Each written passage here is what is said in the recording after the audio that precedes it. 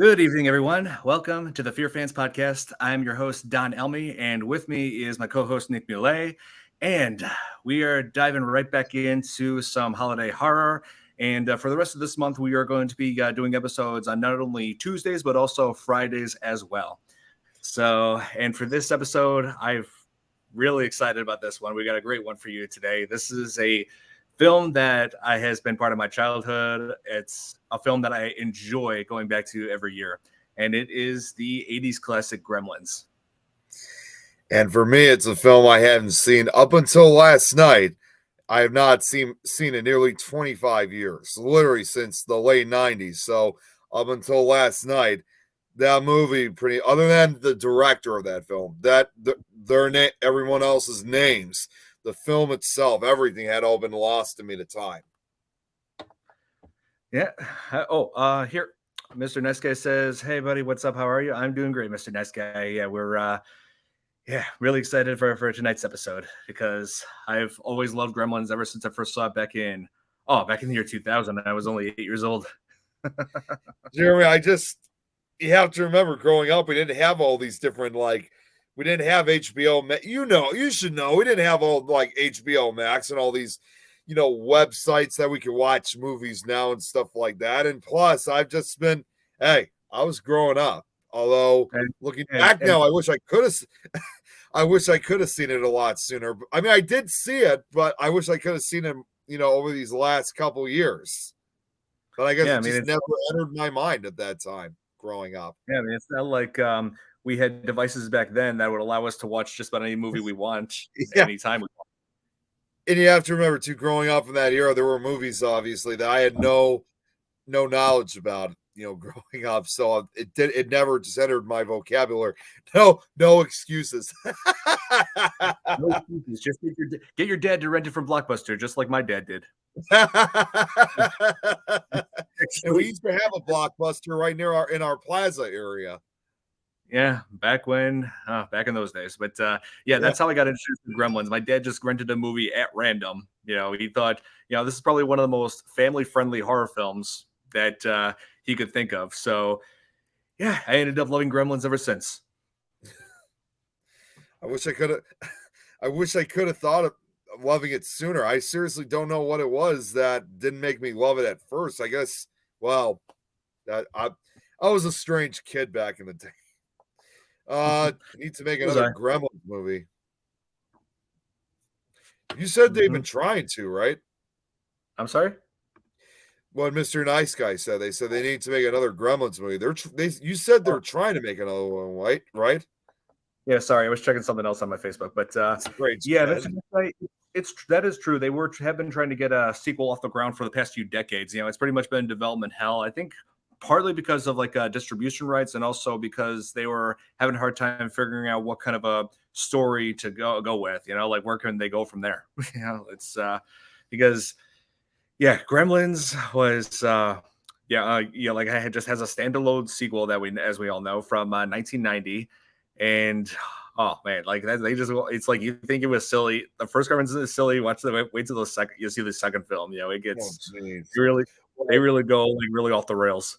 From what I was told too is that they've been trying to, obviously, with them trying to make another one. I did hear a few years ago they said that they were originally going to make it a reboot, but then I think it was January of 2015, where instead it actually would become a direct sequel to the other two films. And the kid in the first two movies was going to be back in this film. He already said that he was interested in wanting to reprise his role. The kid in that film? Oh, you mean Zach Galligan?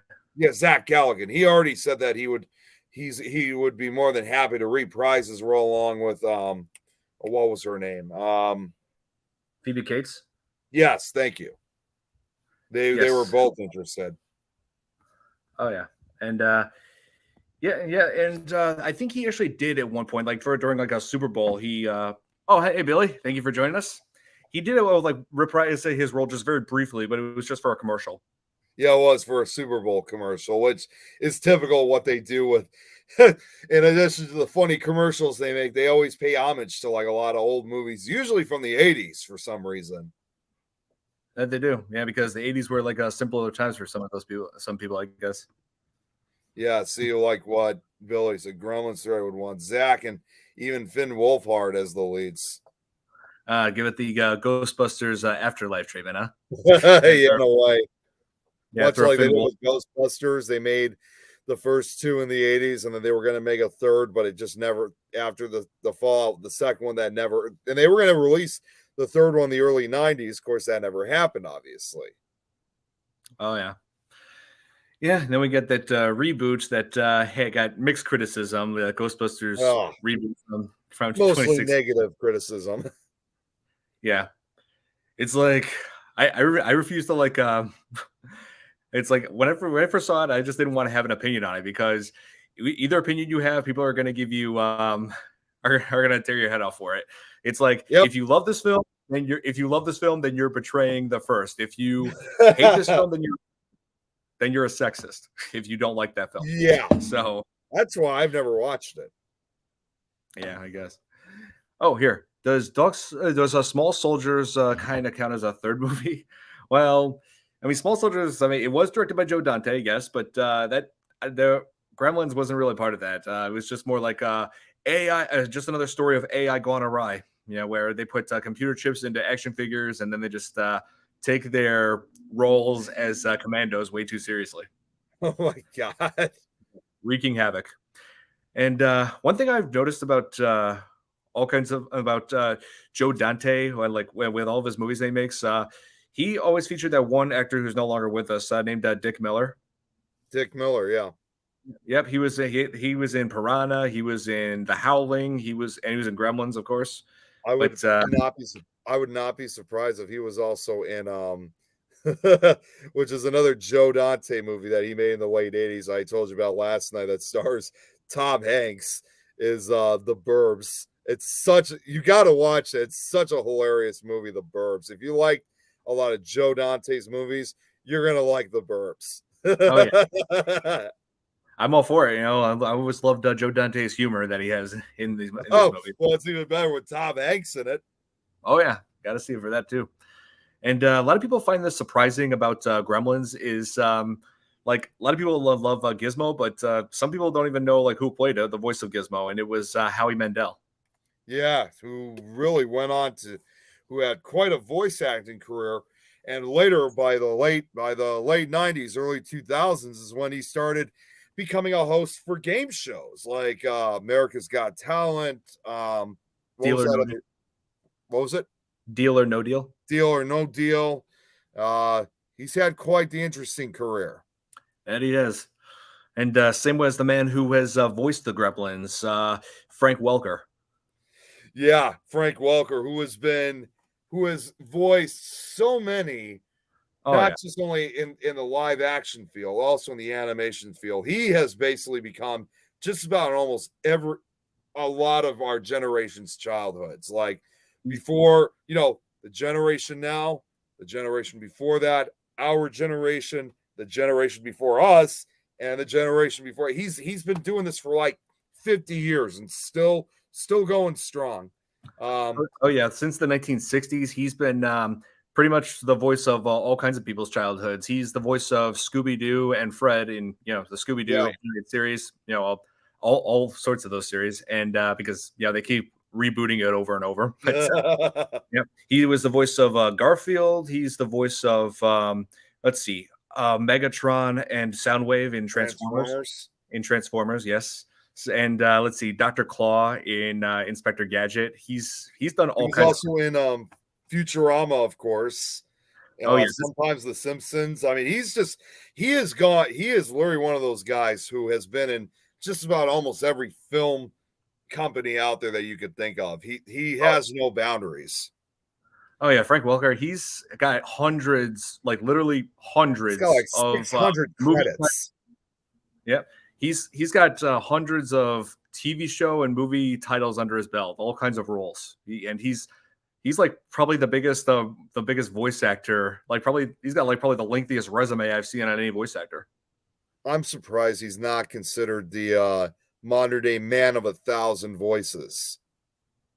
Oh So, yeah, and you know, and oh, by the way, to answer Billy's question, was the Burbs long before Tom Hanks was a no? Tom Hanks basically was pretty much well. Now that was back in 1989 it came out, which ironically enough, not only was that another Joe Dante film, Corey Feldman, who also was in Gremlins, also later appeared in the Burbs too. Of course, since it was over a number of years, you could see he's grown up a bit into a teenager, but it's a hilarious movie.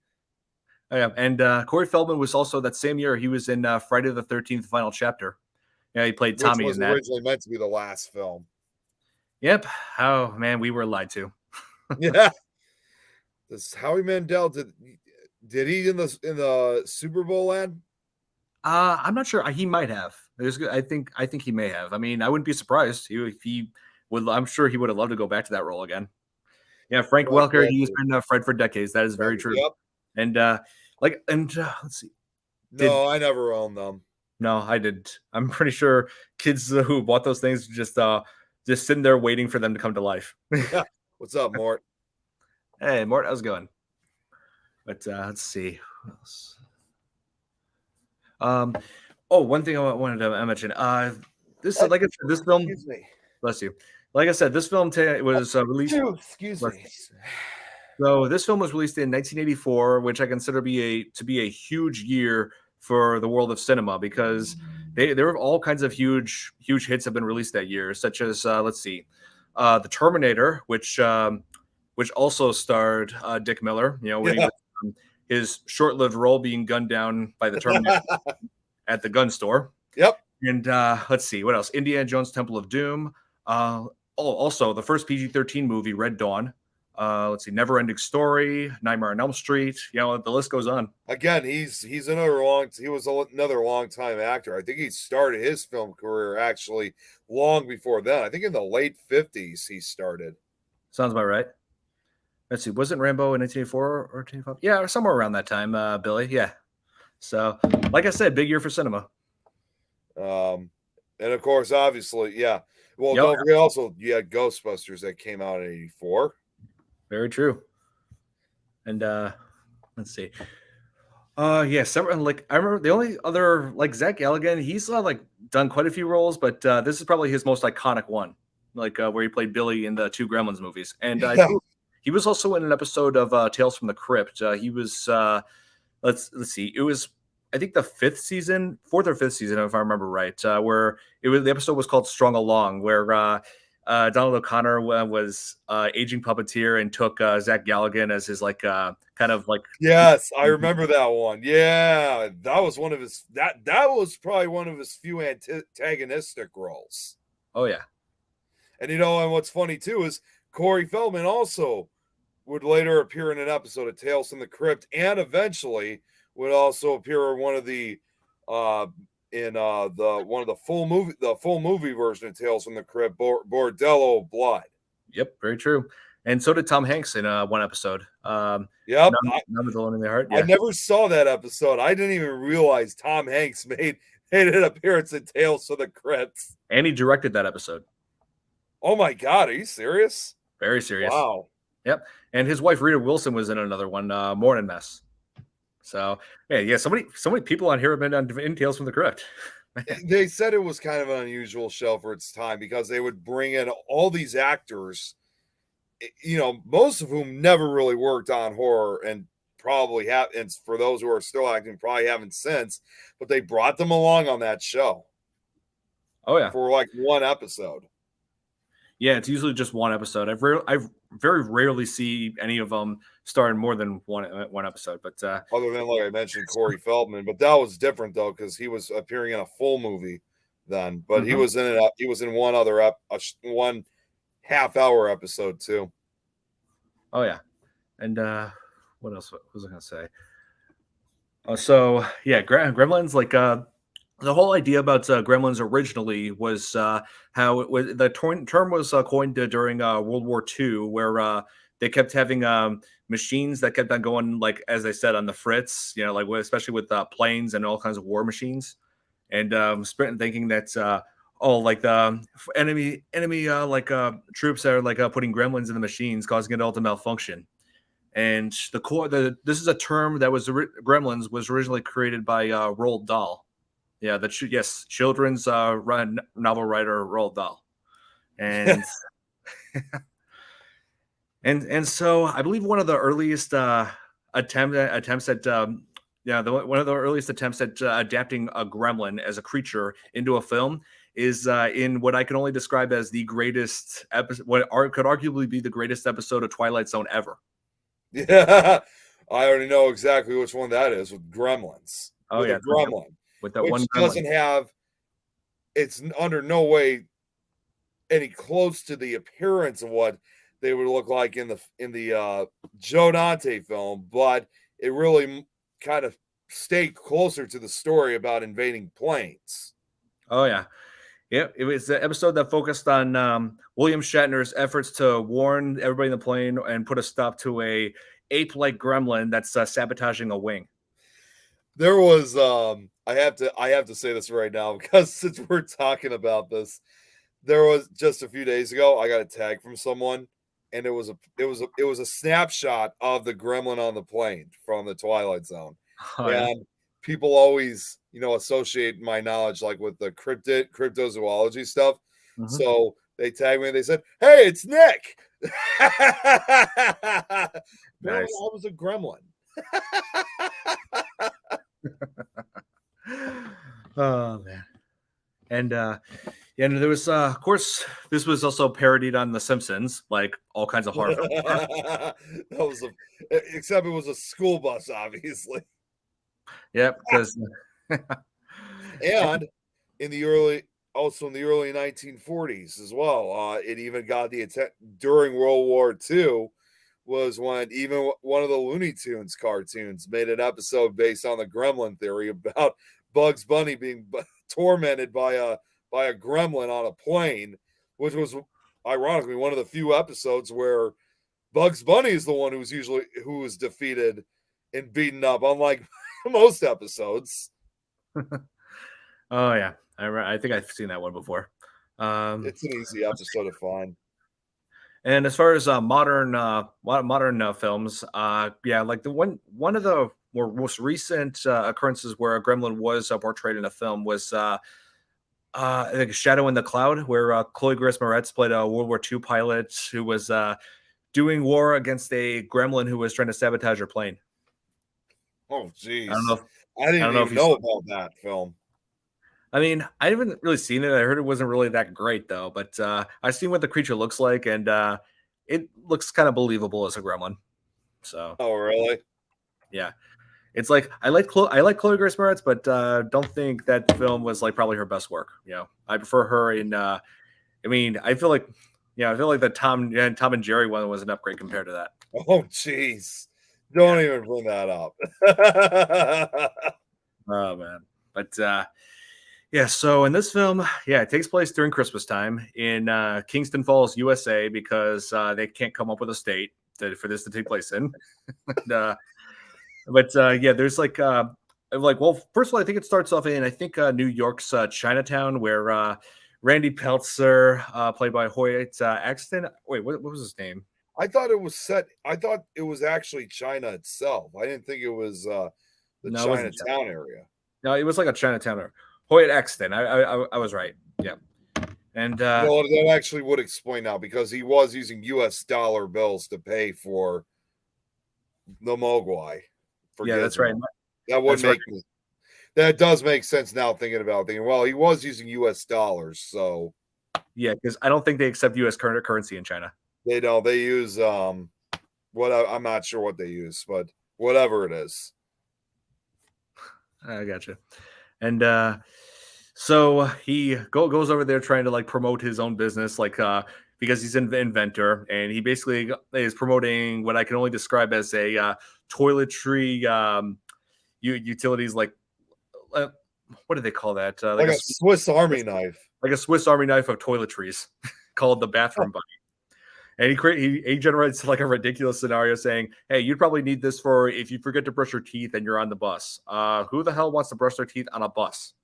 Yeah, like where are you gonna spit? They're like, it's like, dude, you're out in public. You really think you're just gonna want to brush your teeth out in public?" And he introduces the scenario again later on in the film, like saying, "Oh, I installed a razor and shaving cream just in case you're on your way to work and you forgot to shave." It's like, and what am I supposed to do with this? Just like on the way to work, I'm steering. What am I supposed to just shave while I'm driving? Oh man. Oh man, here I dropped my phone. But it's like I kind of understand what he's trying to do, but at the same time, it's like it just something that would not work if it's like if you're in the eyes of public, because there's a reason why it's called bathroom stuff, because you use them in the bathroom only. Yeah, exactly.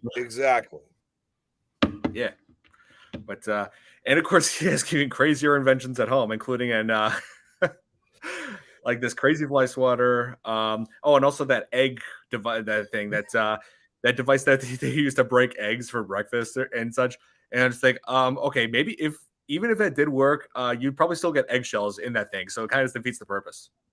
Well, it did show that you can get eggshells in it, so of Yeah. course of course most of them were failing inventions. Yeah, for the most part. Yeah. But yeah, that's like probably one of the biggest running gags of the entire film. He keeps on introducing, new gadget, new invention, one after another, and all of it backfires. Yeah. And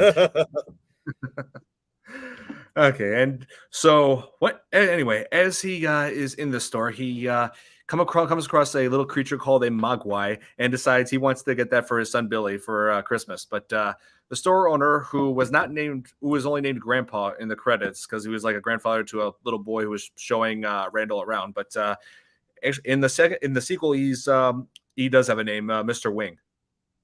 Okay. Yeah, but Those make so sense. so yeah, Mr. Wing refuses to sell the Mogwai thing, saying it's too much responsibility. But the grandson sells him the Mogwai anyway, saying they need the money. So and introduces him to the three rules.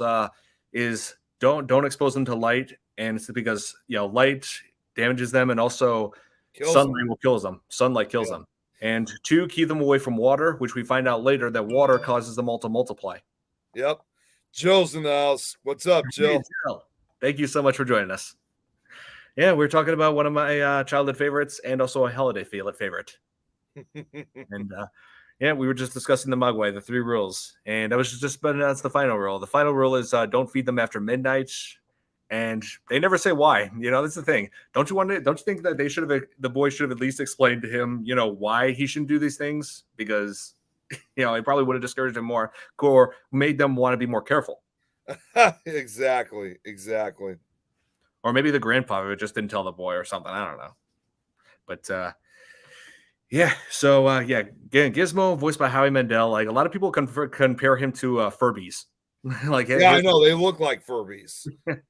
Like people who I've shown this film to, who have shown Gizmo to, like they say, "Oh, Gizmo looks like a Furby, so cute." I wonder if it paid, like if it's inspired Furbies, but I think they were already out at that point. Yeah, no, I don't think Furbies were around until like the 90s. See now I gotta look it up. Okay.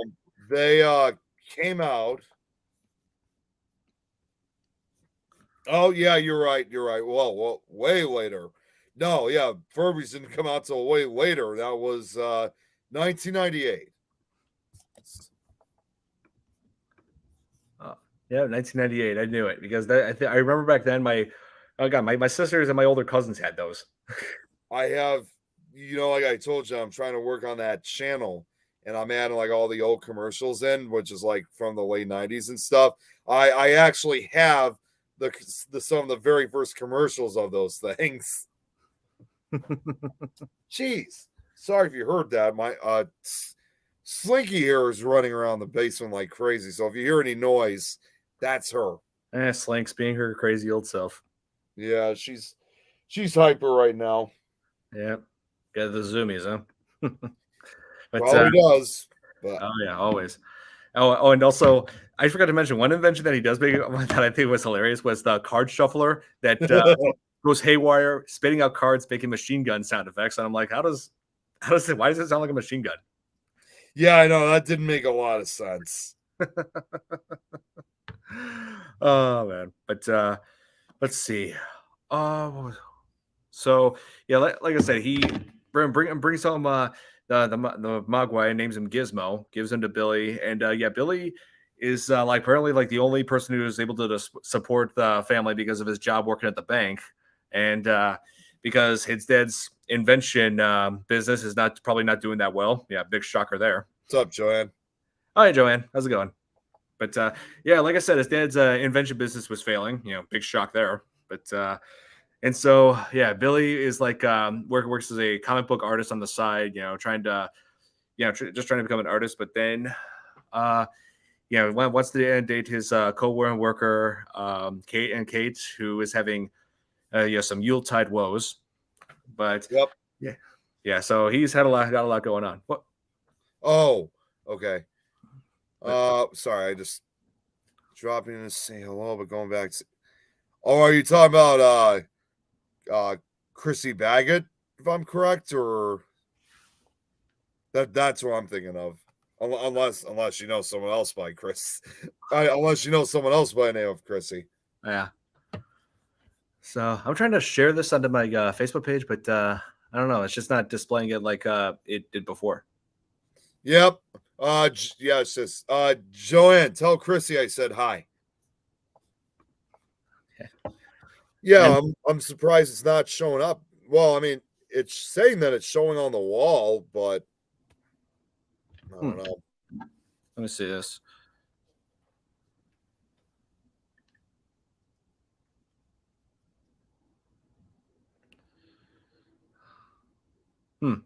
That's odd.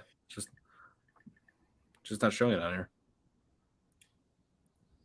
Yeah, you may have to possibly just copy a link. So, yeah, that's weird. It's showing up on my phone app of it, but it's not. Nah, whatever. Anyway, moving on. So yeah, like Gizmo demonstrate. Oh, yeah, Jeremy yes. Yeah, Jeremy, I did get. Yeah, Don, remember that whole issue I had last night when you were over here with the lights? Yeah, they've been fixed. So yeah, everything's good now. I fixed it. It's all straight. I got it fixed. It's got it all straightened up. Everything's worked. Everything behind me is working just fine. All right, the whole room lit up. No, that's just my that's my ring light I have right here, because that's the camera does weird things. It's like it'll be really bright, and then there'll be other times it'll be normal. It just goes back and forth. So see, it just did it again. What's going on, Sarah? Good to see. I actually sent her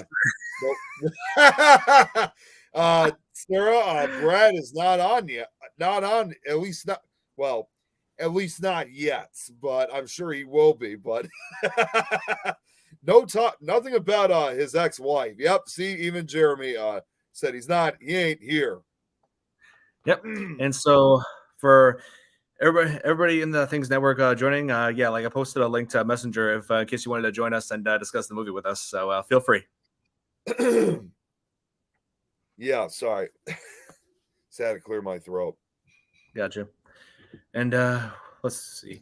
I forgot to mention before about the Gremlins. Yeah, so the makeup effects for in this film were done by Rick Baker, Academy Award-winning makeup effects artist Rick Baker, who has done all kinds of amazing work with let's see, American World. Oh, who's calling you? Tyler. Hello?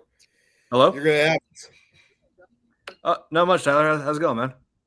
It's going good. I just want to see what you were up to tonight. Oh yeah, we're actually live right now. We're on the FearFans podcast. We're going over. That's right. Yep, we're going over. Sorry, man. I didn't mean to interrupt. No, you're good, man. I was going to a show tonight, and I saw you were online, so I wanted to invite you out to the show. But you're doing the podcast, so. I hear you. Yeah, don't worry. We'll hang out again soon. Yeah, we will. Right. Give my best to Nick and everybody, and good luck with the rest of the podcast. Oh, no problem. Hey, you can tell Nick yourself. He's right here on me. He can hear you. Hey, Tyler. Nick. Good to hear from you. Barely. Yeah, I know. It's because since I'm on my computer from my side, so understandably, it's a little bit hard to hear. I get it. No worries. You guys finish the rest of your show. Don't mind me. Okay. No worries. We'll talk soon. For sure. You guys have a good night, all right? Yeah. You too. You too, man. See ya. Right, bye. That was my first phone call on the podcast. Yep. See, even Jeremy just wrote that. Our first call in for a show. You just made history, Don. No. Thanks, Tyler. You helped me make history, man. Just put it on the table. All the light anomalies behind Nick are not all paranormal. Or are they? As far as I know, these are all Christmas lights. Yep. Joys of live radio. Very true, Sarah. But yeah, these gremlin creatures, like people have like mixed feelings about them, and like saying, "Oh, they're scary," or "Oh, they're cute." Like one of my college girlfriend said that both are cute, Mogwai and the Gremlins. But, check this out. Chrissy and Eileen are glad that I'm better. Oh, I'm sure. You know what? All I'm just gonna say is, just seeing those all in caps. I'm sure that's Chrissy's response of saying, "Listen." Oh man, but listen. Glad you're feeling better. And so, yeah, one thing I wanted to go back to Billy for a bit. So he works at a bank and also brings his dog to the bank, his dog Barney. And I believe that dog was the same dog actor who was in Pumpkinhead. He played the dog in that too. Yeah, and yeah, so he brings the dog in, and one of the issues that Billy has with the as far as Barney is that he's always causing trouble for their neighbor Mrs. Deagle, who's like a big real estate owner. And so she like, first shows her walking around with a severed like a snowman's head, and I'm like, what the hell? Yeah, and I'm just like, what the hell did she do to Jack Frost? Yeah, I know. That was just like, that's certainly something you don't see every day. That's for sure. Yeah. Yeah, she's basically like, Ebenezer Scrooge of that town. I know. who never learned their lesson about Christmas. Exactly. But, yeah, I just want to say I do love that scene where she finally gets her comeuppance, where it shows her like alone with all the cats. I'm thinking, so that's the big reveal. She's the crazy cat lady from Simpsons.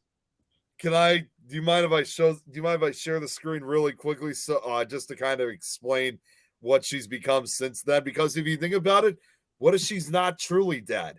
Maybe she just had a big bump on the head and she became well, I'll just show this. She became this ever since. Hold on one second. All right. All right, so this is what she became. Really be crazy?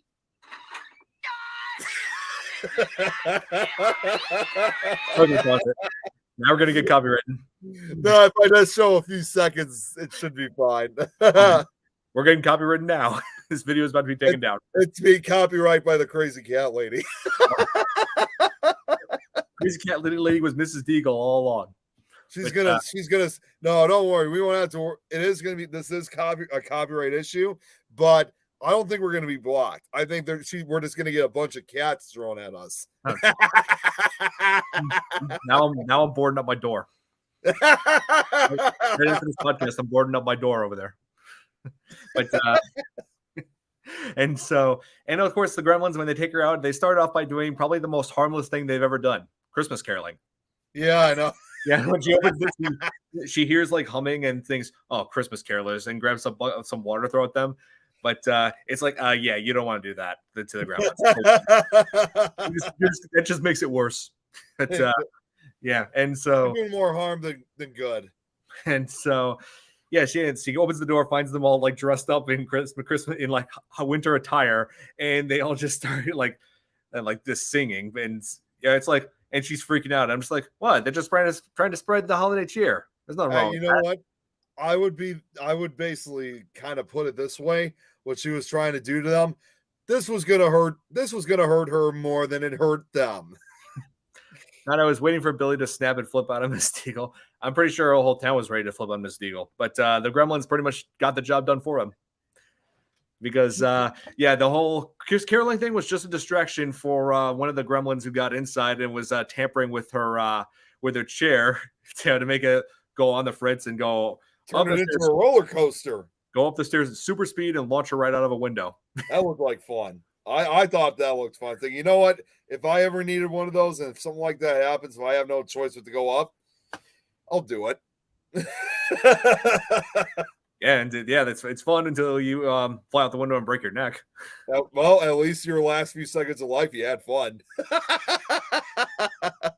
Yeah, grossest thing her thing was a bright cherry flavor. What the hell is that? I'm sorry, Sarah. I'm not sure what you mean by that. I have no idea what she's. Yeah, I could be a she Grinch. I mean, who is she talking about right now? Mrs. She's probably compared Mrs. Deagle to a she Grinch. Yeah. What? Oh my God! Really? Yeah. Well, power surge on the light. Now Nick has the pasty white face without the background. The Gremlins are tampering with their lights, Nick. Yeah, I'm in trouble. Hey, Angelo. Angelo's on. Great to have you on here. On his day off. On his day off. Awesome. Yeah, he messaged me yesterday saying he'd have a day off today to join us on here. Here. Did you know that the original script was actually gory and violent? Well, I wouldn't be surprised. You know, like with the monster movie like this. Oh yeah. But I guess Warner Brothers thought they'd the movie would do better if they made it more family friendly, and they actually weren't wrong about that. Here's what Sarah was saying. Bright cherry flavor was a horror movie. I'm gonna have to look into that. But the Gremlins, their biggest goal in this film is to sabotage and create chaos. Because they will destroy just about every single place that they ever set foot in. They'll destroy all kinds of items. They'll, especially in the bar scene and the movie theater scene. But we'll get into those. I just want to talk about those piece by piece. So, I just want to say when they first introduced the Gremlins, when they hatched out of their cocoons, and then messed with Gizmo and tossed him down that laundry chute, and so Billy's mom goes to confront the Gremlins, armed with knife, and she ends up killing 3 of them within in not even 2 minutes. I'm like, wow. I'm thinking to myself, geez, these guys don't look too bad of being disposed of, because she killed 3 of them so quickly. Yeah, I was about to say keep her on this job. Then it's like we don't. At first, I was thinking we don't need the main character at all. I mean, she's a Gremlin Slayer. Did you know about this? What Billy wrote? What original script actually had Billy's mom being killed in the Gremlins? Jesus. Nick, if you ask them to leave your light on, you'll consider. Here we go again with the lights. You'll consider feeding them after midnight. Yeah, but, I gotta say, Gremlins would never set foot in this place because look at here. I got studio lights. I've got Christmas lights. Me too. Look at all the lights I got here. Yeah, I'm about to have overhead lights installed next month. Yeah, because the kills on Gremlins were pretty cool. Yeah, they were. Oops, sorry. I always liked the second Gremlins movie, and it's funnier than the first movie. Oh yeah, there's no doubt the second Gremlins is much sillier. The Gremlins are more chaotic. They have a lot more individuality to it. We're definitely gonna have to look into Gremlins 2 for a future episode. I remember he remembers the microwave and one where the Gremlin is spinning on the record player. Oh yeah, and I gotta say the bar scene is the one where it was like the most silly and chaotic, where Arcade was forced to just serve all the Gremlins beer and cigarettes, and one of them was smoking 3 cigarettes at once, and I'm like, okay, I've never seen a person in anybody in person just chain smoking like that. It's like if you're doing that, then you should know you have a problem.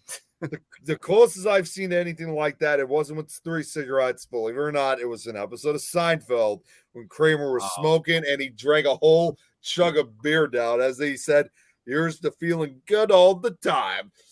and he drinks it down. It's like he like starts coughing up, and then afterwards he puts the cigarette in his mouth the wrong way. Oh, my God. Jesus. Oh man, yeah, you shouldn't do that. You think they'll see? We were talking about this earlier, Angelo, about think they'll ever make a third Gremlins movie? Some practical effects on making the movie. Yeah, they've been trying to get this thing off the ground for decades, and I'm kind of hoping they'll pull it off though. Like, it would be nice to see, part of my childhood being brought back like this. But Yeah, I'm just wondering. I'm wondering what they're going to do as far as story. Like I'm just wondering where else they can take it from here. that was from the first movie. Yep, that was the first movie at the YMCA. I Yep. saw that. I remember like when we were watching, like, oh no, like this has just gotten way worse. Like, oh no, and that means there's gonna be hundreds of them. Yep, those last surviving gremlin, the last surviving gremlin from those pods that had cocoons that hatched at Billy's house. The leader Stripe was generating an army at the YMCA, Creating an entire army to take over the town. And like when the lights turn green, with green and red, too. Yeah, Christmas colors. So and from outside it just looked like a dance party. All you needed was have that song playing. The song YMCA. Sarah's saying they're making a TV series, a 10-episode prequel. Oh, is that true? I wouldn't be surprised. I think it could be. I wouldn't be surprised if that was the case because they're making TV series out of all kinds of horror movie franchises. Like Evil Dead, Child's Play. The Chucky. Yeah. Okay, I find it very funny. One of the Gremlins turned into a skeleton after getting a flash picture. Geez, Angelo, be careful what you say. I haven't seen the second one yet. Yeah, no spoilers, man. Yeah, we got to wait. We're the ones that give the spoilers. I have both films, so yeah, Nick. And sometime in the near future, we're gonna have to watch Gremlins 2 and do an episode on that. And Jeremy's got a good point here. If you think jumping in the pool is bad, imagine jumped in the middle of the ocean. Oh my God, that would have been by the thousands, if not millions. I mean, we live right next to one of the biggest lakes in the world, so yeah, it would become chaotic here if that happened. Maybe you wanted to reinvent the Village People. What? Because YMCA. Nick, how did you know? You see, they're doing it again. Billy put this up. Secrets of the Mogwai, and it's going to be on HBO, Cartoon Network. Is this supposed to be an animated series? Huh. Pretty cool. Oh, and Angelo, hey, here. Angelo said, "Sorry, I didn't know you haven't seen the second movie." Hey, that's okay. I mean, Nick, that was just a very minor. I wouldn't consider it too big of a spoiler, Okay. But basically, one of the main things I told you about it is that Christopher Lee is in it. One of the greatest British actors that ever lived. Well, and see, still, if it was in the ocean, Jeremy's right. That would be the end of the human race because then they'd be spreading out to other countries and continents. Oh yeah, and I should mention one of the. It wasn't just Frank Welker who did the voices of the Gremlins. I forgot to bring this up, Nick. Anime series. Okay, it is an anime series. Okay, so there was another actor named Mark Dodson who did the voice of some of the Mogwai and some of the Gremlins. He's done some voice acting for several films, including he was the voice of what was his name, Salacious Crumb in Return of the Jedi. He was that one that constantly laughed in Jabba's palace. That little guy. Oh yeah. No. Oh God, no, Sarah. Cover the world like cockroaches. Here we go again with the roaches. And you remember SilkCon back in 2017? Of course, I invited you to SilkCon. Yeah, I actually met Mark Dodson over there at where he was discussing with people about his roles and such. I met with him at his booth. I told him I was in film. He told me his experience with film, my experience with film, his voice acting roles. So we've had a great talk. Oh yeah, that's what I love. That's what I love about going to SilkCon, and we are going to be going back again next year. All right. Even with Brad not here, you can't get away from them. Yep. It's only a matter of time before roaches, take over completely. The true gremlins. It's the cockroaches. Yep, it's not a little reptilian creatures that have red eyes and green blood. No, it's I hope they don't end up like that because like anything else, these bugs evolve. So I hope not. Yeah, I got several cockroach movies in mind, Nick, that you want to avoid. Yeah, I figured. Oh yes, and Don, Yeah. we did supernatural talk last night. After you left, you're gonna believe this. Jeremy just put this out. We were on for 6 hours and 16 minutes. We had 717 comments, over 100 comments an hour. It's pretty good. Wow. Yeah, That's we insane. were on. So right after you left, we were on for next 6 hours and 16 minutes and 59 seconds. Oh, wow. Crazy. Speaking of roaches, do you guys remember the movie Joe's Apartment? I love that movie as a kid and laughed so much when I first saw that movie. I haven't seen that yet. I want to though. Yeah, there's quite a few movies I Have I need. seen that? Here, I'm just gonna look it up. Hopefully, there's not like. Let's see. Have I seen it? Jerry O'Connell's in it. Oh, Oh, it's from the midnight. No, I haven't, and I don't think I need to because I can already see what it's about. Oh, it does include, however, Billy West in his feature film debut. oh yeah, Billy West, who played Fry in Futurama. Yeah, Yeah. that was before then, 1996. Oh, and I believe the only gremlin that was not accounted for around the bar before when Stripe multiplied, where there was one other gremlin at the school that Billy's science teacher, I guess, science teacher that he had when he was in school. I don't think Billy was in school anymore because he worked at a bank again, So, but anyway, his science teacher, Mr. Hansen, kept one of the Mogwai who then was fed after midnights. Became a gremlin. He actually got away. Like it didn't show him being killed off. So I don't know if. I don't know, like if he was in the movie theater that when it blew up. I don't know. I was going to say it's very likely he probably, after seeing that there were many others, he probably just joined into the swarm. So he probably just never real. So it's more likely than likely that he probably was killed with the rest of them. I'll believe that. And also, which brings up another thing. It was around Christmas Eve when it showed that like when this film takes place. What?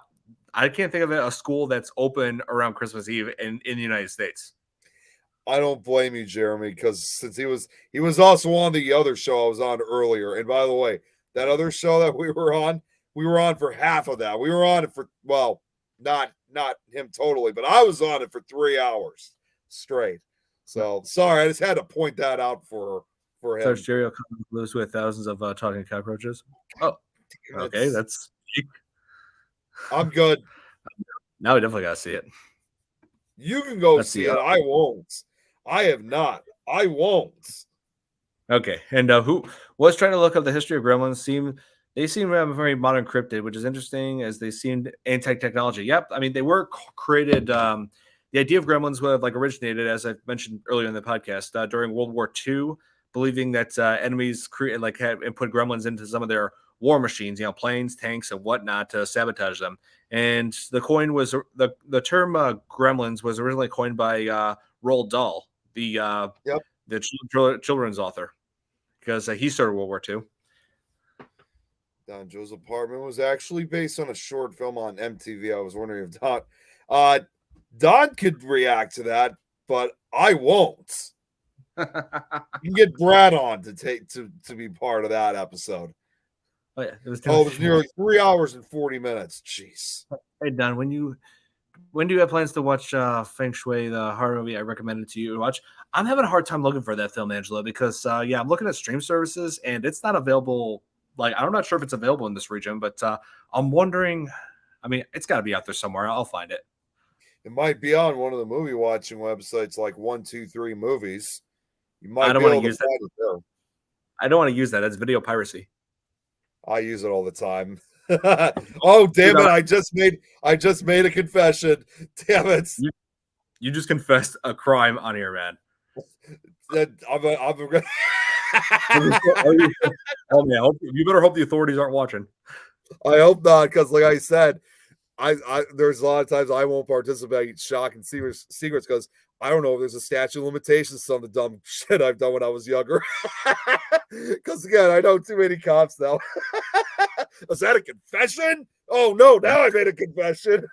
He's confessed on live stream. Oh, yeah, Wait, what is this? They're gonna bust you now. Now we know why Nick has never has time to do anything else.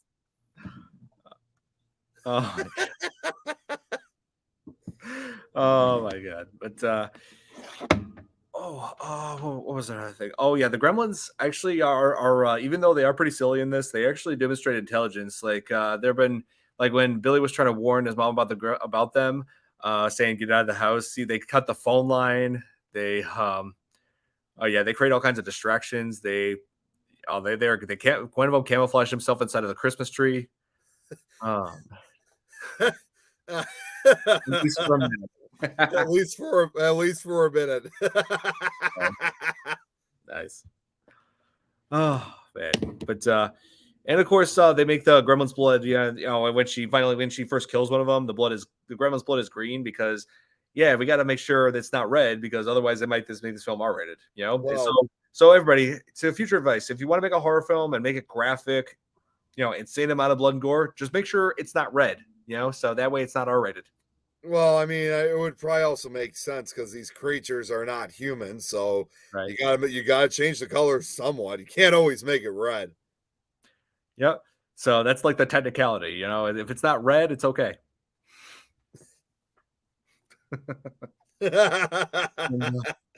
Oh, there was also the term the Gremlins was mentioned in the very beginning of the film before the Gremlins appeared. It was by Vulcan blood for everyone. What the hell is that?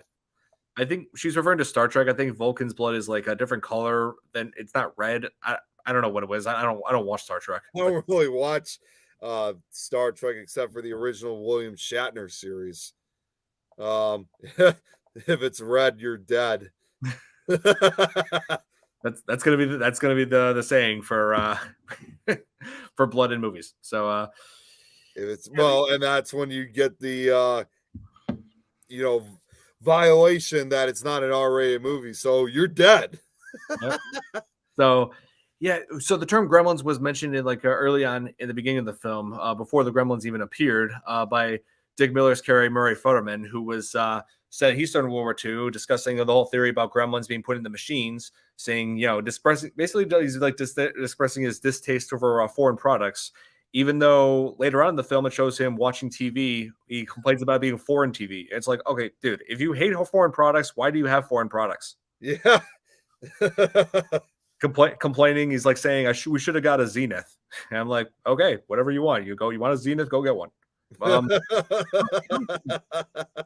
Now that I think about it, is Zenith even a thing anymore? Like, is that company still around? I have no idea, but I do remember it though back in the day.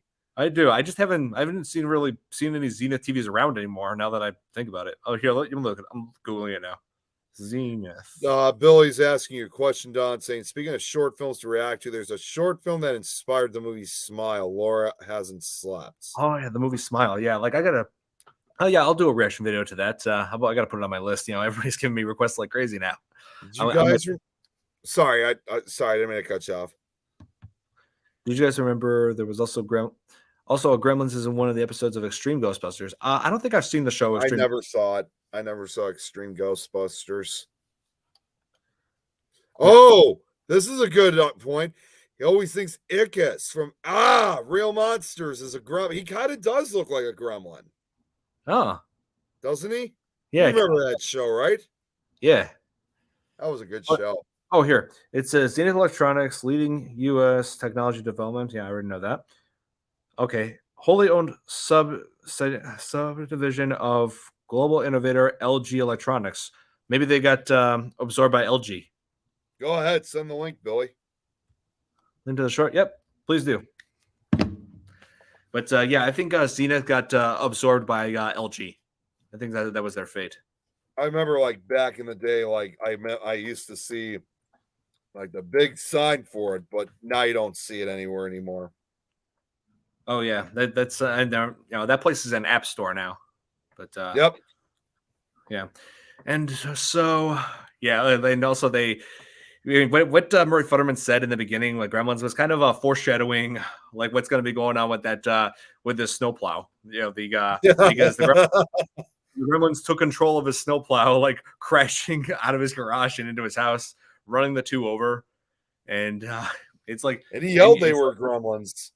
Yeah, it's like all the irony. He mentioned about the theory of Gremlins got taken over machines, and then he ended up having his having his snowplow controlled by actual gremlins. And these gremlins, I just love one thing I'll never forget about them is their laugh. Every time they're doing anything mischievous, they're always laughing. Always. Yeah, they're always laughing, but there are times they make like some of them have like that same kind of tone to them, but there's other times, especially Striper, they make these horrible growling like sounds almost at times that are just damn creepy, and those, not in addition with those glowing red eyes they have. Oh yeah, that's how that gremlin camouflaged himself in that Christmas tree. His glowing eyes looked like Christmas lights. If you all the Christmas lights still on around him, you couldn't tell where he was there. Yep. And the noises they make, especially Stripe, when he goes after Billy, is just like, whoa! I didn't know you could do that. They are like evil children. Yeah, going after Gizmo, just being like, all. And I never knew up until like halfway through the film that they actually could talk. Oh yeah, I mean, well, Gizmo was talking from the beginning. I guess I just didn't hear it too well. It just, because some of the noises they were making almost had like a robotic like sound to it, just the way how the vocals were used. Yeah, let me pull this up. Sounds like Gollum. I don't think they sound anything like Gollum. Oh wait, no. That's how you sound. That's what she was. She was I sound like Gollum. Okay, no, this is Gollum.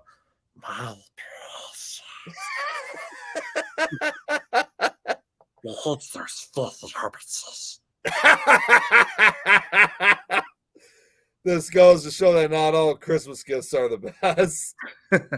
Yeah, this film demonstrates that. Yeah, he does sound like he does sound like Gollum. Among other things, I have multiple voices. You could be the next Howie Mandel, Don. And you may not even know it. Or Frank Welker. What the hell? What are you doing here? Oh man, but I always love how mischievous the Gremlins can be. Like when they cause destruction, like at that bar, and also playing poker. Doing all kinds of insane things. Why don't you call Hollywood and be a voice actor? Hold on, Holly. See, even Jerry's asking, "What the hell are you doing here?" If only, man. If only. But and basically, and I just love that part now where they're playing poker. One of the Gremlins is like cheating, is hiding ace of spades behind his ear, trying to pull it out and put it with his cards. And then they take notice of that, and Stripe basically takes care of it the way I would expect if like it was a casino owned by an Italian mob boss. They just take him out. Yeah. Just really think about it. Yeah, I'll consider it. And let's see. Oh man, I just think back to that bar and also that movie theater. And it turns out the Gremlins turned out to be fans of Disney because they put on Snow White for themselves. Like when they're accidentally put it on for themselves because they were basically causing havoc inside the control room of that theater, the real room where all those film reels, messing them up. The projecting room. Projector room. Yes, projector room. So I gotta say, I'm actually surprised that they would show a Disney film in the movie because this was not even a Disney film to begin with. So I'm really surprised another film company was able to be allowed to show a different company's film like that because Disney's relatively strict with their films. Oh yeah. And so yeah, they're just enjoying it and also singing "Hi Ho" in that one scene when they're watching that one scene where all the doors are are all finishing up the workday, So the Gremlins are singing along, and even Gizmo was briefly singing that, and that just made me think: did Gizmo had he previously seen Snow White and the Seven Dwarfs before coming to the theater? Like, how else would he know? How else would all those Gremlins know that song? I don't know. I really don't. That's what I'm wondering. But and of course, like since this is a Warner Brothers film, they can't help but throw in references to their own movies and shows. Like you know how in the department store where Stripe was following Billy around and like he's hiding inside of right behind some toys, where some of them happen to be Bugs Bunny, stuffed animals of Bugs Bunny, Sylvester Stallone, and E.T. Yeah. Movie magic. That could be.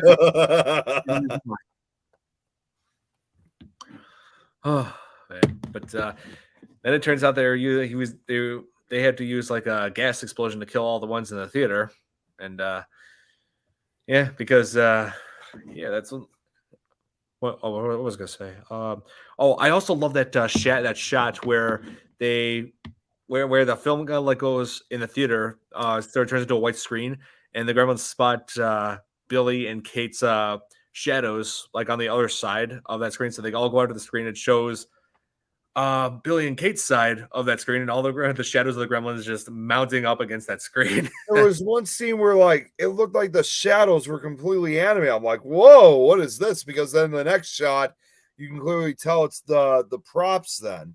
Oh yeah, But there's like one scene where the shadows are like animated. I'm thinking, I really didn't understand the difference. I like what was the meaning behind that, using animated shadows and then going right to the normal shadows of the props. yeah. And so yeah, they did use a lot of stop motion in this film. Yeah, they've used it in several occasions. It's a combination of animatronics and stop motion, indeed. Mm-hmm. Yep. So has anybody else said they wanted to join on this, Nick? No, I've been checking the chat. If I saw somebody, they would have said something. Then Sue. I gotcha. And Yeah, actually, there is someone who just reached out. Hang on one second. If Anita Allen reached out to me, okay, be on a podcast tonight, 10 p.m. Eastern time. It's pretty Eastern time. Yeah, it's a different show. Okay. Yeah, it's not going to interfere, but I guess she was just letting me know that she was going to be on a show later tonight. Oh, I gotcha. She wants me to, try to tune in to support her, not join the show, just tuning in. Yeah, I hear you. And this film, like as this is like meant to be like a comedy. Like there actually was one dark moment where hold on one second. So yeah, Steven Spielberg had a cameo. Yep, he did in this scene where Randy was calling home, saying how the convention, the invention exchange with him, like everything was going over there at his convention, but he says that everything around him was radically more advanced, such as the references that they throw in from other sci-fi films, such as the robot from Lost in Space was in that scene, and so was and it showed the time machine in the background, from the H.G. Wells time machine, the one with Rod Taylor. Yeah, and of course, pedaling on past the screen was Steven Spielberg on an electric wheelchair. Which is unusual to see because he very rarely ever appears in any films, even for just a cameo. It's very rare for him to appear on camera. Yeah, he made a guest appearance in this film, like cameo, because he was the producer of Gremlins and the second film. Right. Yep. Him along with Frank Marshall and Joe Dante. Yeah, they've done several works together. I think Steven Spielberg was producer of Frank Marshall's film Arachnophobia. I'm pretty sure he was. I think so. Yeah. Yeah, another one we got to cover on this podcast. Yeah, I figured you were going to say that. Oh, yeah. But let's see. Oh yeah, and so yeah, like I just can never get over how ridiculous his inventions are. Like there was another one that was a smokeless ashtray that produces smoke anyway. Kind of defeats the purpose. Yeah, it doesn't really make a lot of sense. Oh yeah, Chris Columbus. Oh, Chris Columbus. Yeah, Chris Columbus, the writer of this film of Gremlins, also directed Home Alone and the first 2 Harry Potter movies. Yep, that is absolutely Yep, correct. You are indeed. spot on, Sarah. Yeah, Home Alone. That's another one of my holiday favorites. I get more views on my YouTube channel for my Home Alone videos, like more than anything. You know, like one of them on like 2 of them almost have 100,000 views. Well, especially if it's a particular Christmas movie like that, I'm not surprised. Oh yeah, like I've been reacting to the honest trailers for it, health bar videos, the fight scenes. You know, like yeah, people can't get enough of health bar videos on my channel. Been trying to do more of them, but I just been having issues with it. Like some of them like have been taken down. You know, Oh, so jeez. wow, congratulations! Oh, thank you, Hey, Sarah. got a compliment here, Don. Thank you.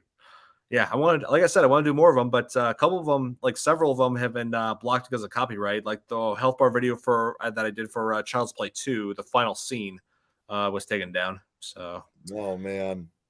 and the weird thing is they didn't take it down right away. It got up to like it got hundreds of views, but then right after that, it got taken down. They usually block those right from the get go. It's too bad that and you know I use this site a lot. It's too bad Vimeo is not as popular as YouTube is, because Vimeo is a little bit more flexible when it comes to uploading videos, including movie clips. Hmm. They very rarely take down videos containing music or movies. Like my video that I did last year is still up. So Oh. there's if it does ever get taken down, it's probably gonna be a very long time. I don't think they really ever check it, but in my opinion, Vimeo is a lot more it's a lot more flexible than YouTube is. Mhm. Yeah, see, oh, looks like we're not the only ones who know. Sarah watches stuff on Vimeo and Daily Mills. You know what? I'm actually just gonna point this out right now. At one point, Sarah, as you probably know, you know how Things Network were broadcast on Facebook, Twitter, Twitch, YouTube, and now LinkedIn. We're eventually going to be extending soon, if I'm correct on this, Jeremy, on TikTok and Rumble. But on one occasion, I did actually ask Jeremy if we could try to broadcast also on Vimeo. He was thinking about it. I haven't really heard too much, you know, if that's what Jeremy, if you're still on, I wasn't sure if that's something you were still interested on, but we almost thought at one point about broadcasting on Vimeo, and Daily Motion was also another possible candidate. Check this out, Don. Here's an update about expanding. I'm going to try something for TikTok on ST next week, on Supernatural Talk next week. So that means whatever he's planning on doing, and if it works well, you could eventually, all the other shows, including this show, could eventually be broadcasted on TikTok. Oh, nice. So he's going to try that for Supernatural Talk next week. Oh, cool. And so, it'll be on his personal TikTok, though, not the network. Okay. Oh, I see now. Yeah. So, the one thing I want to know about this film, if the gremlins are able to multiply by water, then wouldn't I mean, it shows them like spending a little bit of time in snow. Like Stripe in one scene was digging through snow. Wouldn't melted snow create water and cause them to multiply again? That's what I'm wondering, especially, and not to mention if they were like under, you know, if they were near buildings or houses where you have ice attached, you know, obviously they're going to be dripping and causing water to drop down. Mm-hmm. Or if it's snowing. That's called movie logic, Don. Yeah, that's how I am, Jeremy. Sometimes often when I review movies, like I praise all the great work that goes into it, but every once in a while I get pretty nitpicky, wise guy-ish, you know, just throw some humor into the mix. Okay, Jeremy also said he hasn't done anything for Rumble yet, but he's always going to look into Vimeo. Okay. Nice. Yeah. And so, yeah, great. Like, let's see what else is there. And right in the bank scene where it shows Billy and Kate's, yeah, you know, just going there, escaping all the chaos that's going in the streets. You know, like the gremlins are everywhere, smashing into houses and wrecking. Like one of them is like inside of the hood of a car, just sabotaging it.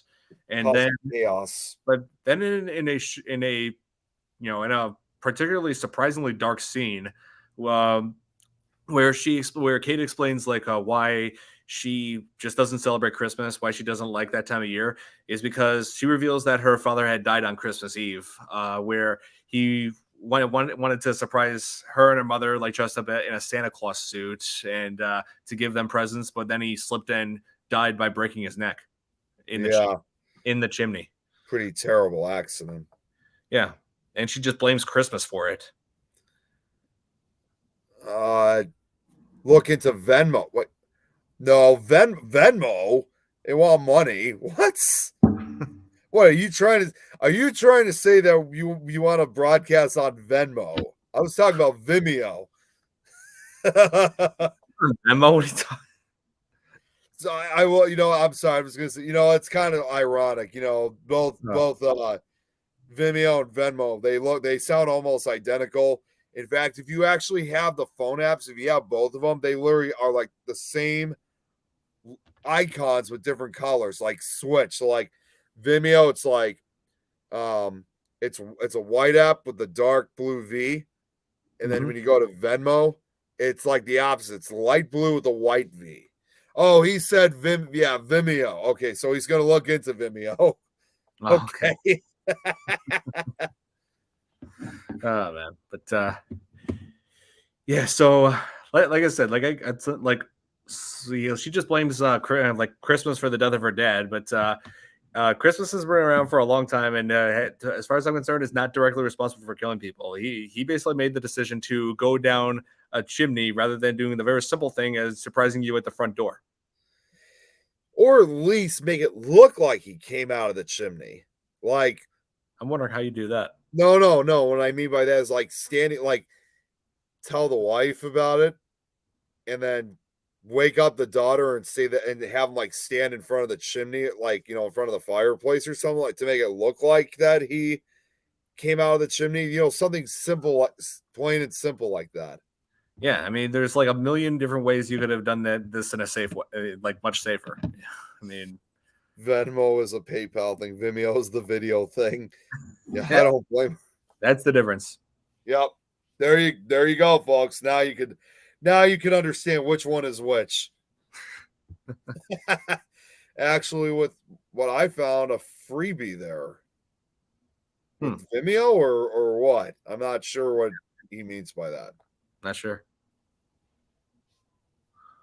Oh yeah, like also wanted to get into the finale where it takes place in the department store right after the theater blows up and Stripe's entire army is dead, and so he's trying to find water inside the department store, and conveniently for him, there's a fountain in there that they had just activated by trying to turn on the lights, but I'm cheap. I'm cheap. No more free advertising. Yeah. And so we get a lot of moments where Stripe is like using everything to attack Billy, like first with a crossbow, and then with what I can only describe as the dullest chainsaw in movie history. Yeah. And like the dullest chainsaw that Billy manages to fight off with a baseball bat, like he's trying to saw through the bat, like Stripe has tried to saw right through the bat, but just can't seem to get through. Just like it takes like forever for him to like get like even a fraction of it like completely sawed off. I look at that scene and I'm like, Stripe, Leatherface would be ashamed. Yeah. You're a disgrace to all slashers, Stripe. He's probably thinking to himself, don't you judge me.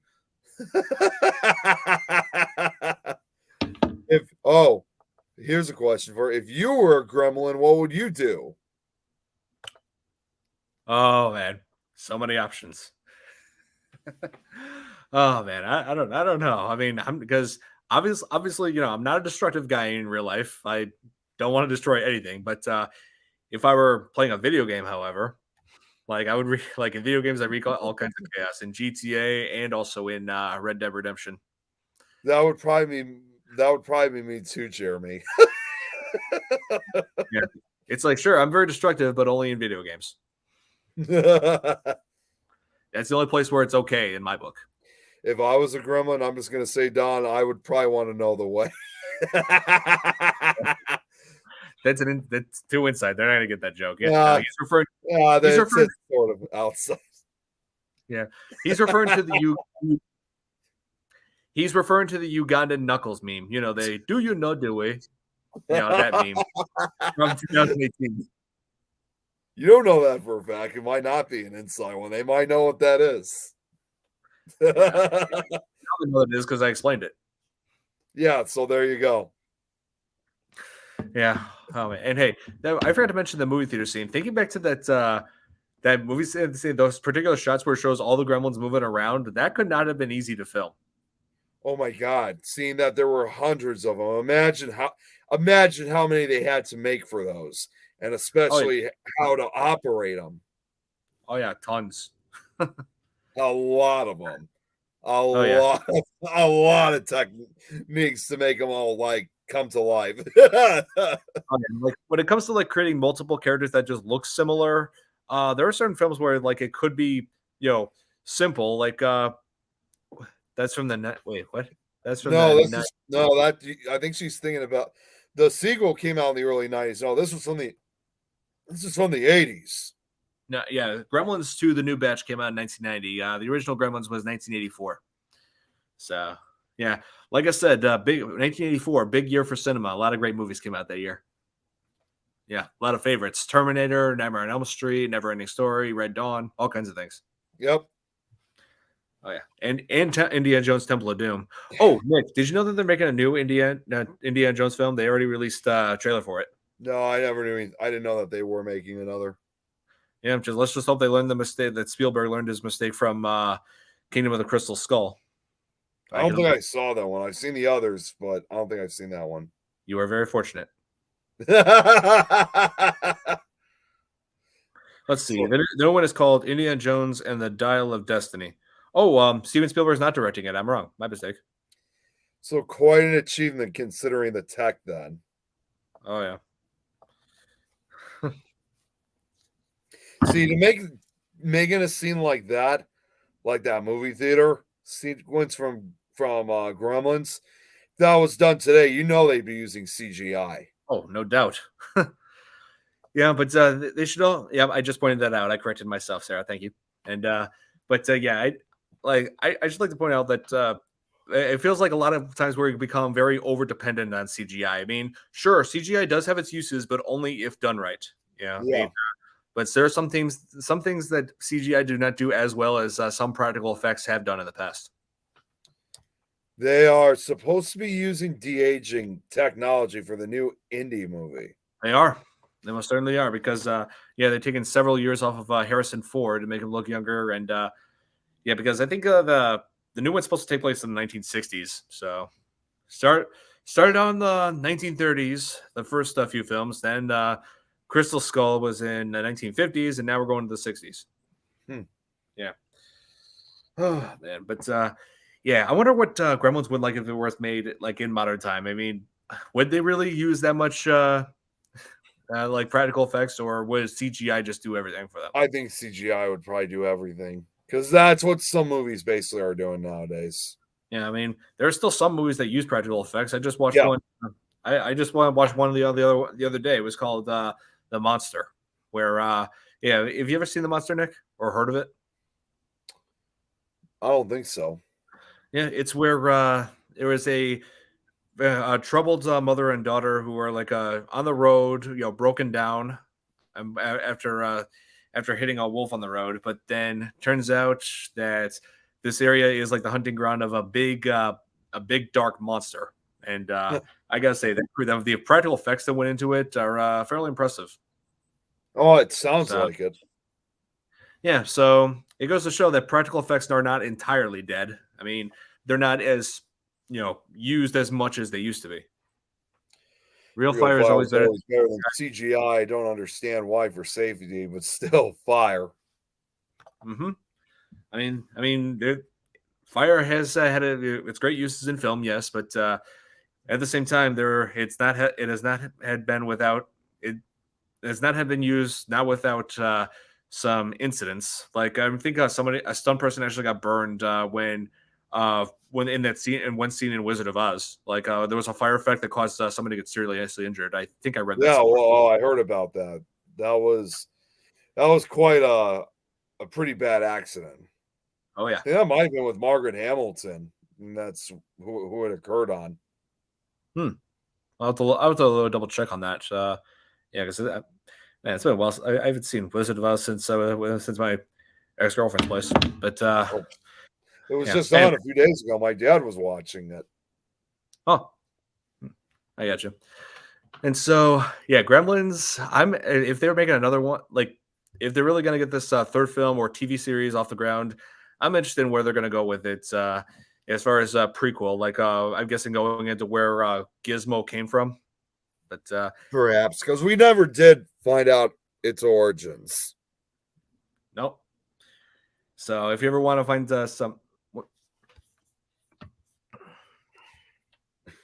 must have been the scene where they throw a fireball at a scarecrow and the mansion.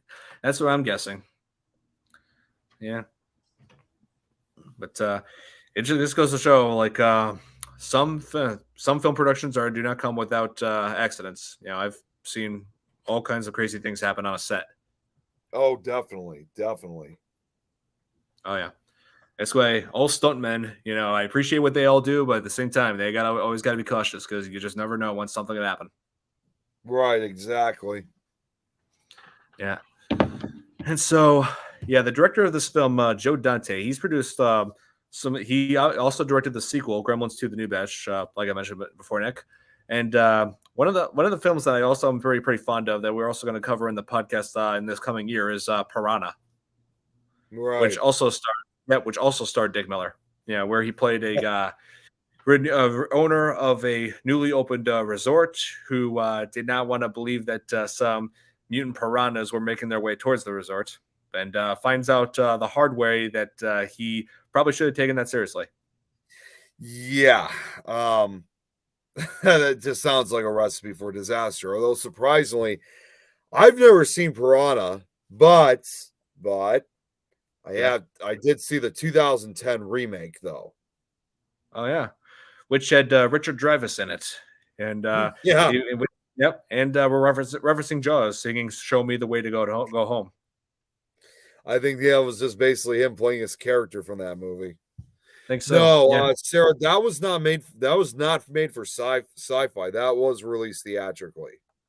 Which one? Piranha? The remake of Piranha. Oh no, that got the theatrical release. I remember because I was just starting my freshman year in college when that came out. I remember that. I was just starting my senior year of high school. Oh, nice. Yeah, that was like the biggest movie of that weekend. Everybody wanted to go see it, and it's well known for being insanely gory. There's so much. I really was amazed by the practical effects that they used for the gore. Like the dead bodies floating in the water look like real dead bodies. Oh my gosh, that was incredible. It had to have been more gorier than the original. No, oh no, no, probably about it. It was more gory than the original. Oh my gosh. So maybe I was, as strange as it sounds, maybe I was glad that I got to see the remake first before I saw the original. Oh yeah, but the original is worth seeing. But yeah, it is. No, I'm not saying at all. I'll never watch the original. Oh yeah. I just haven't had the chance. I think I do have it available on one of my stream services. I think Shudder has it available there. We'll have to watch it someday. Shudder has everything. Yeah, yeah. I got it so that I can finish up watching get caught up on Creepshow. Yeah. And let's see. Oh yeah, there was Piranha 2. The as silly as it is, it has its place in history because of how it was the directorial debut for James Cameron. Sorry, Don. Hey, Vimeo's now connected to StreamYard. Oh, nice. Hey, just be glad you saw the 2010 remake and not that terrible 1995 TV remake. That was like I didn't. Yeah, it was basically shot for shot, line for line, for the most part, remake. The only redeeming quality it does have is because Mila Kunis was in it. Mila Kunis was in it? Yeah, it was her feature film debut. She had been really young then. 12 years old. Oh my gosh. And she appeared in a movie like that? Yep. About 3 years before she lied about her age to get the part of Jackie in that '70s show. Oh yeah, that's right. Yep. Okay then. So yeah, guys. So if you want to make it big in Hollywood, just if you're a kid, lie about your age. You gotta have the physical appearance to lie, though. I mean, Yeah. that's I mean, kind of unfortunate. I hate to say that, and I hate to encourage that, but that's kind of true. but yeah, eventually, like the producers of that show caught on, but they thought, you know what, let's just keep her on. She's perfect for the part of Jackie. So It's too late. It's time. We get rid of her now. That's the end of the show. yeah. Oh yeah, and she ended up getting married with her co-star Ashton Kutcher. Yeah.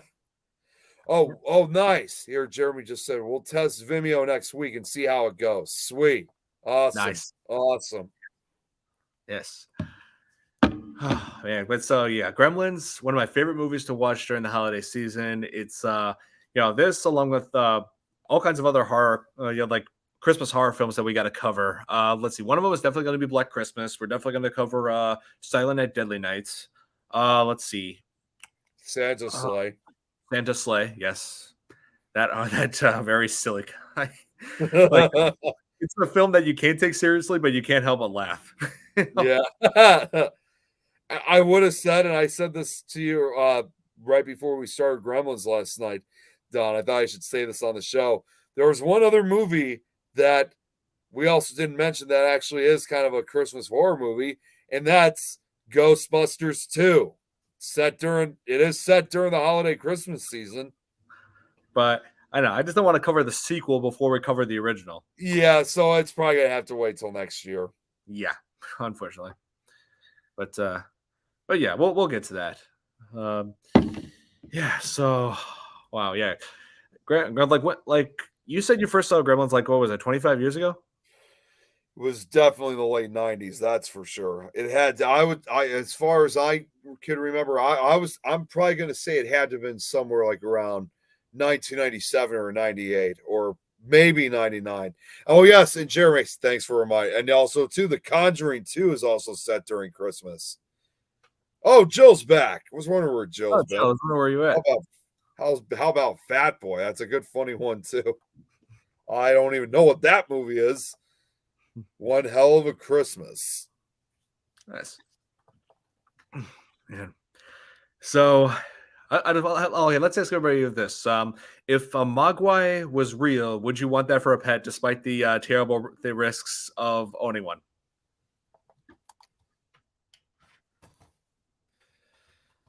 That includes you, Nick. I'm asking like everybody. Okay, yeah. Sorry, no, I was just looking something up of what Joe was saying.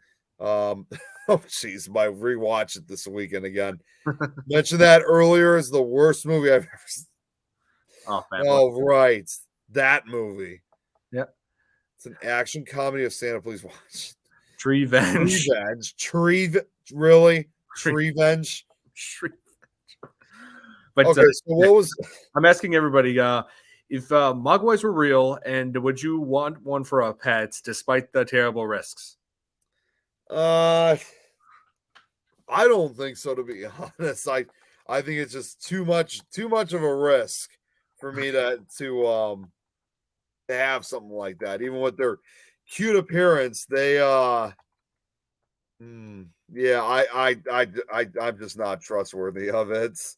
Oh, here, Jeremy is asking, because I think I'm more afraid is if I accidentally feed them after midnight, they don't turn into gremlins. They turn into Fran Drescher. you remember that Family Guy skit when they made fun of it? And they kind of did pay homage to killing one of the gremlins because after she turned into Fran Drescher, Peter threw her head, like her upper torso, into the microwave, and then it turned out the microwave and her head exploded. Yep. Exactly. That's what I'd be more terrified of. I'd be more terrified of them turning to Fran Drescher than turning into a gremlin. I forgot to feed it. I would forget to feed it. Oh. Yeah, just don't feed it after midnight. Anytime before that. Some people are like, there was actually a plot hole that people have come up with for Gremlins, and it's the whole feeding after midnight rule. Like, people are saying, what if it was like daylight savings time, and like it turned, Yes. Yeah. yeah, or like if you were on a plane and you had like Gremlin or the Mogwai was on there with you, like, and you go into a different time zone, and yeah, people like overthink it so much. Oh, correction. It's Fat Man starring Mel Gibson as a badass Santa. What? What? Oh my God. Jack Yeah, Frost. Really? we're doing Oh it. boy. We're doing it. He also said this too, about Nightmare Before Christmas. Yeah, I wanted to wait until next year because that will be the 30th anniversary. Yeah, we're probably gonna wait on NBC. Yeah, besides, I don't want to throw all the good holiday horror films onto the podcast and just within just this 1 month. I want to make sure we have some saved for next year. Fran Dresser was a column of it. I remember that episode of Oh yeah, Treehouse of Horror. I was over at my parents' house the other day, and that was on, and which I find kind of surprising. My parents don't even like Simpsons, but yeah, that was on, and it showed that episode. Yeah, I remember that one. It did. And Homer, It did. and that too, Homer almost cut her head off because Yep. it was back to the drawing board. Okay, back to the drawing board. No, wait. 12-year-old boy 12 hires someone to assassinate Santa and what? What? There's so many holes in that movie. Well, wait a minute. This makes me wonder: does Jack Frost that again, Jeremy? Are you talking about that really low budget horror film, or that really good one Or the fairly decent one with Michael Keaton. with Michael Keaton? Yeah, Yeah. plenty. Yeah. Dude, please watch that, man. It's too funny. Die Hard vibes. Oh my God, the link I gave you has 37 movies. My Yeah, gosh. I'm gonna have to find that link. But yeah, right. Yeah. Oh wow.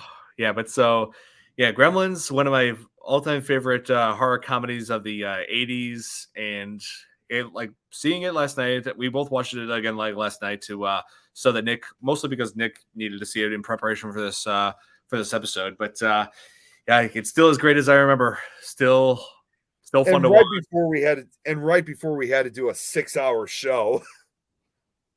Yeah, You but know what? I'm just gonna say this. Jill stayed for the entire time when she was watching that show too. Jack Frost next week. we Jeez, could. Everybody's asking. You know what? Okay, fine. We give in.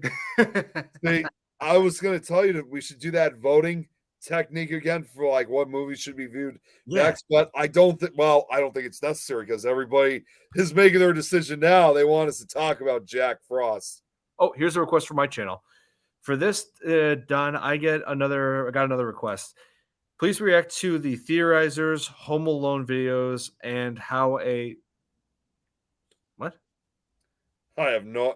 Where's the rest of that sentence? Oh, how deadly the traps are!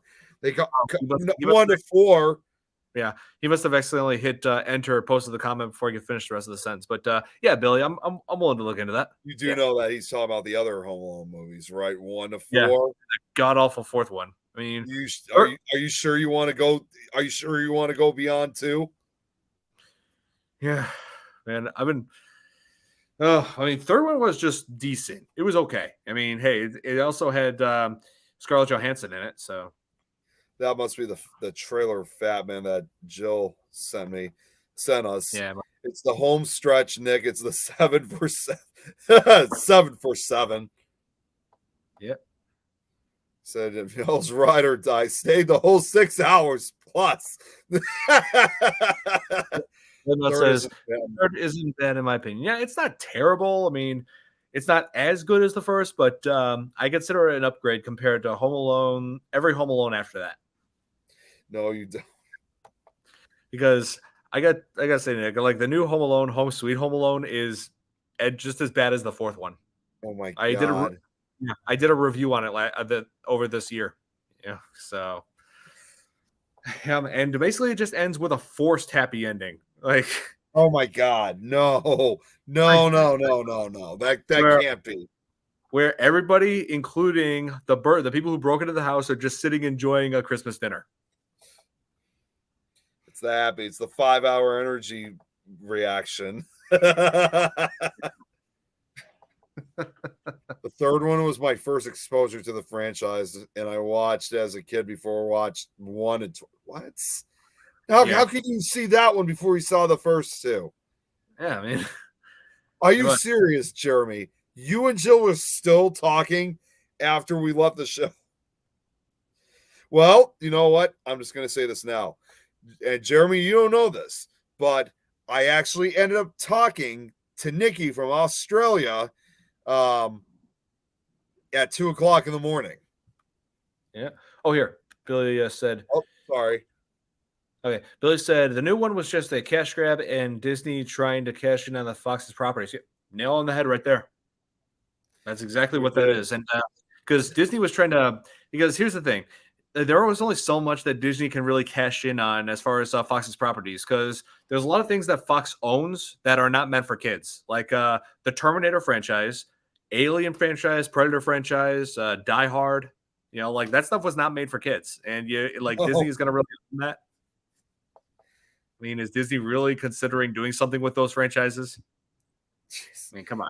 They continued chatting till Jeremy passed out, literally. Yeah, I fell asleep and she was showing me Jill, you were making breakfast. It was like a little bit after 1:00 in the morning, my time, 2:00 in the morning, Jeremy's time. So that means it had to have been a little bit after midnight. You were making breakfast. Disney ruined the Muppets. 3 hours behind your time, though, so it's understandable just to pass out so late there. Oh, I'm thinking of something else. Never mind. You're right. My bad, Billy. No, yeah, Fox doesn't own Terminator. I was thinking of Arnold Schwarzenegger movies. I was thinking of Predator. No, they don't own Terminator. No, they own Predator, not Terminator. Jeremy has a question here for you. Though it's not a horror movie, how about reviewing Die Hard? Maybe not on this podcast because obviously, it covers horror films. But I think I could do that a review for it on my channel. Yes. Yep, after midnight. That was in response to saying you had breakfast. I kind of said the same thing to her. She was hungry. When the trailer came out for Home Sweet Home Alone, I figured it was going to suck. Yeah, so did I. When they try to remake when they try to make sequels to something that did not need a sequel, it tends to get a lot of bad praise. Like, remember when, what was it, the trailer for Christmas Story 2? Oh, gee, that got many dislikes. And well earned too. For once the dislikers were right. That movie turned out to be a mess. Terrorism is a type of horror. Well, that's kind of a different type of horror, though, Sarah. Yeah, that's don't. Jeremy said he's going to watch it. Don't do it, Jeremy. Don't do it. No, don't.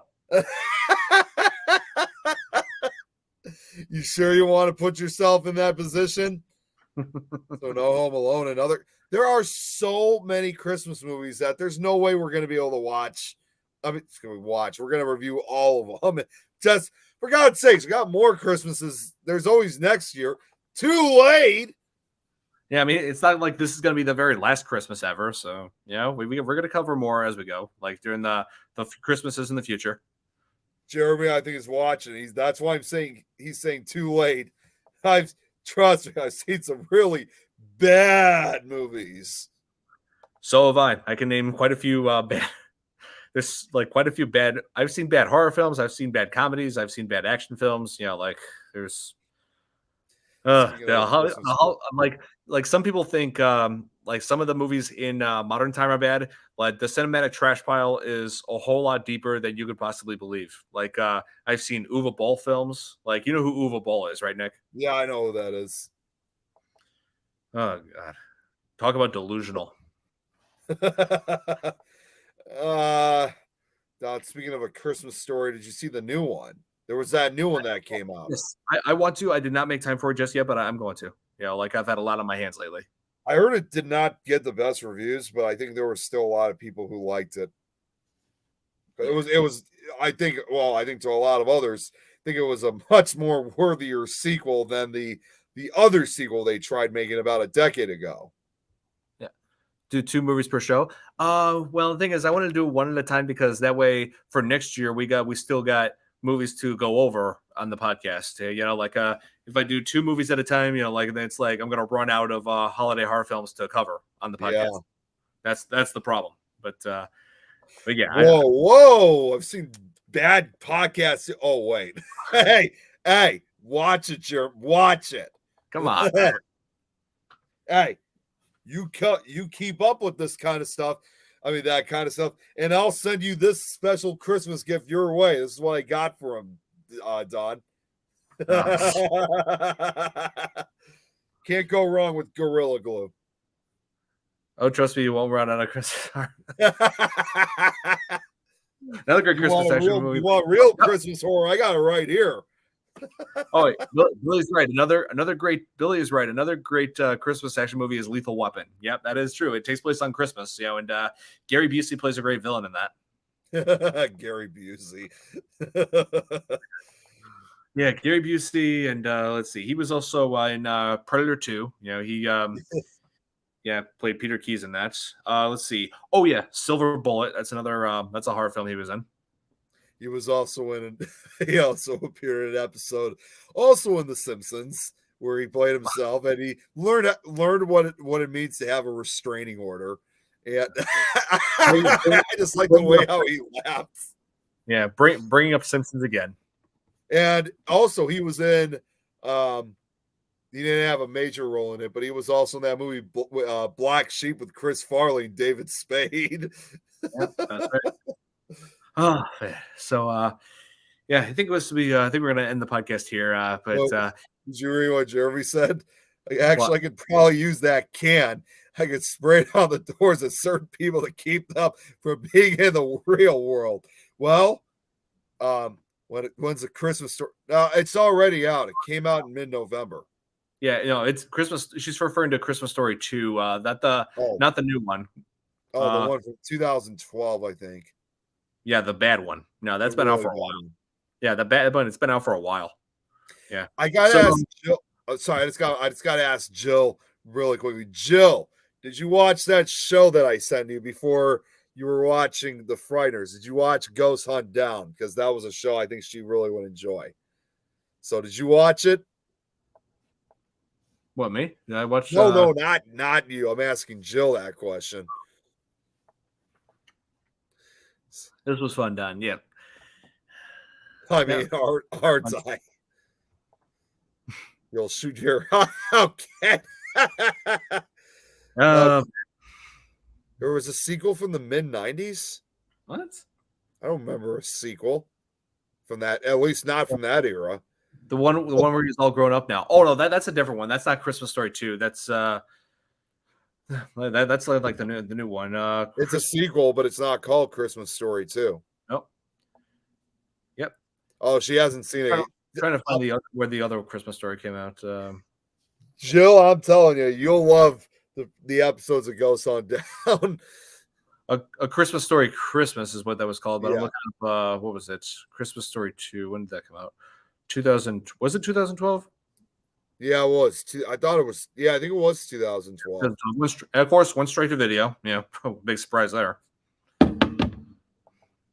Just got home from Walmart and why I haven't been able to comment till now. Well, hey, at least you were up. You're busy all the time. Usually you're cooking.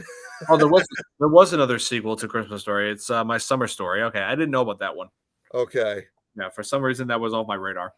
It was released as It Runs in the Family. Retitle My Summer Story. Yeah, Nick. Still. So Nick, yeah, I'm sorry. Did you find? Okay, so what Jeremy's saying by this? Did you find Eileen at Walmart survived the? So when we did Supernatural talk, last night, Eileen was supposed to be part of that, but she was stuck in line at a Walmart, and around midnight, I'm thinking, I wonder if she's still stuck in line at the Walmart past midnight. And Jeremy's like, well, they're probably closed. Well, people sometimes still get stuck in line anyway. So that's why That's why it's funny to think that she went to Look at it. Walmart and wondering if she found him. If she ever found Eileen. If not, if she didn't find her, then the only thing I could just say is Eileen at this point was nowhere to be found. She's like miles away. So, Nick, wait, you mean I know something cinematically that you didn't? I'm gonna have a heart attack. Oh my god. Yeah, usually though I know almost everything that's cinematic, but for once I came across something completely new to me that's been around for years. Yeah. But Nick, we're gonna end this here. So yeah, it's been been a long day for me, and I'm ready to. I need a break, at least for. I just it's just been a long break with these shows, so I need to rest. I need to eat something. I'm probably gonna rest up.